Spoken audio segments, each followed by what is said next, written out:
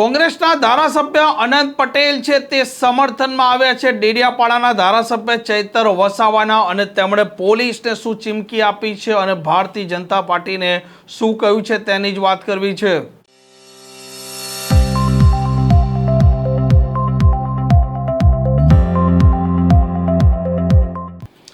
નમસ્કાર, આપ જોઈ રહ્યા છો હોટલાઇન ન્યૂઝ અને હું છું આપની સાથે તોફિક ગાંચી। ગુજરાતમાં જે પ્રકારે આદિવાસી સમાજના અલગ અલગ પાર્ટીના ધારાસભ્યો છે તે અત્યારે એકઠા થઈ રહ્યા છે અને તેમાં મામલો છે તે ચૈતર વસાવાનો છે, કેમ કે ચૈતર વસાવા આદિવાસી સમાજથી છે અને જે પ્રકારે ચૈતર વસાવા સહિત 9 લોકો છે તેમને જેલની સજા થઈ છે, જેમાં 5 પુરુષો છે, 4 મહિલા છે અને આજે ડેડિયાપાડામાં હજારો આદિવાસી લોકો એકઠા થયા છે, કેમ કે ચૈતર વસાવાને ભારતીય જનતા પાર્ટીએ રણનીતિ અને ષડયંત્ર કરી તેમને જેલ ભેગા કર્યા છે તેવા આરોપ છે અને તેના વચ્ચે કોંગ્રેસના ધારાસભ્ય અનંત પટેલ છે તેમણે પોલીસને શું કહ્યું છે અને ભારતીય જનતા પાર્ટીને શું કહ્યું છે તે પણ સાંભળો।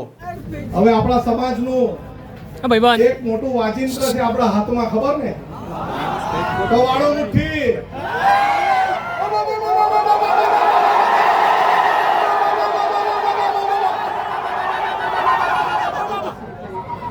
આપણે આદિવાસી સમાજ એટલે એક એવો સમાજ આ દુનિયામાં છે એ કોઈના બાપથી ડરતો બી નથી અને ઝૂકતો બી નથી।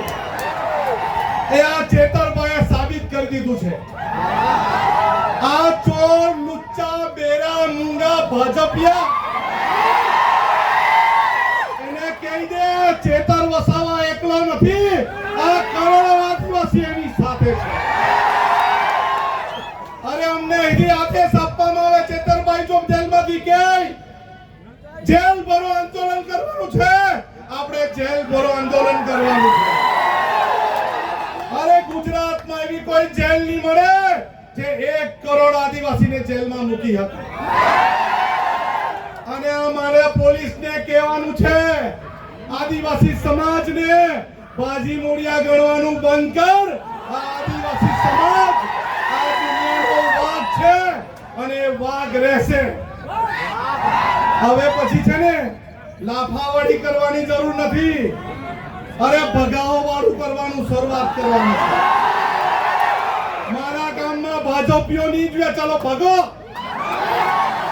અરે જંગલ ખાતાવાળાને બહુ તુમાખી આવી ગયેલી હોય ને, અમારા વિસ્તારમાં પ્લાન્ટેશન નથી કરવા દેતા, આવીને બતાવજો અમારા વિસ્તારમાં। હેલો, અરે આદિવાસી સમાજ એક દિવસ ડેરીમાં દૂધ ભરવાનું બંધ કરે ને તો આ બધા ભાજપીઓને ચા પીવાની બી નહીં મળે। અરે આદિવાસી સમાજ પોતાના વિસ્તારમાં પડેલું વરસાદનું પાણી રોકી દે ને તો ધોવાના બી ફાફા થઈ જાય। આપણે એક રહેવાનું છે, પાર્ટી પક્ષમાં જ્ઞાતિના ફાટામાં ફટવાનું નથી, બટવાનું નથી, વેચાવાનું નથી। આપણે બોર્ડર લેસ બનવાનું છે, દરેક ભારતીય આદિવાસી એક થવાનું છે। મારો વિસ્તાર તારો વિસ્તાર નહીં। જ્યાં પણ કોઈને તકલીફ પડે, મહારાષ્ટ્રમાં લકીભાઈને તકલીફ પડે તો આપણે સૌએ ત્યાં જઈને એને સહકાર આપવાનો છે। આપણા વિસ્તારના દરેક લોકોને મારે અપીલ છે કે આ વર્ષાબેન એના કુટુંબની જવાબદારી એક ભાઈ તરીકે આપણી છે કે નહીં? છે કે નહીં? અને પોલીસ વાળા, અહીંના પોલીસ વાળાને બી કહેવા માંગુ છું, તમારામાં તાકાત હોય ને આવનારા દિવસોમાં જેલ ભરો આંદોલન કરવાના, ત્યારે અમને અટકાવજો। અમે લડવા તૈયાર છે, અમે લડવા બી તૈયાર છે, મરવા બી તૈયાર છે, પણ ઝૂકવા તૈયાર નથી।